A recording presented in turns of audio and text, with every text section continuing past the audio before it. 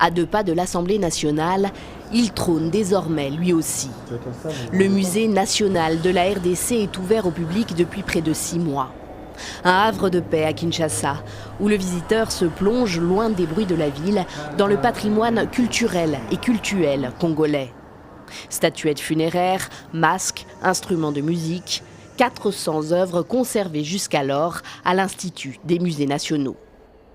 Ces autorités ont remarqué qu'il y avait des problèmes de conservation et ainsi de suite. Il n'y avait pas aussi une salle assez significative pour montrer, disons, l'étendue de la richesse de la collection que portait l'Institut des musées nationaux. C'est alors qu'a commencé vraiment le projet pour qu'il y ait un musée. 400 pièces donc, mais il en reste des dizaines de milliers d'autres qui ne pourront être exposées ici, dans les 3 salles climatisées du musée. Elles resteront donc à l'Institut des musées nationaux, dans des conditions précaires. C'est pour cette raison que les autorités congolaises n'exigent pas, au contraire du Sénégal vis-à-vis de la France, la restitution immédiate de leurs biens culturels conservés par la Belgique, l'ex-puissance coloniale.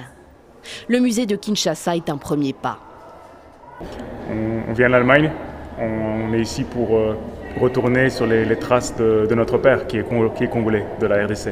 On s'était dit, pourquoi ne pas commencer directement dans le musée avant demain de rencontrer la famille pour avoir une vue un peu plus large du Congo.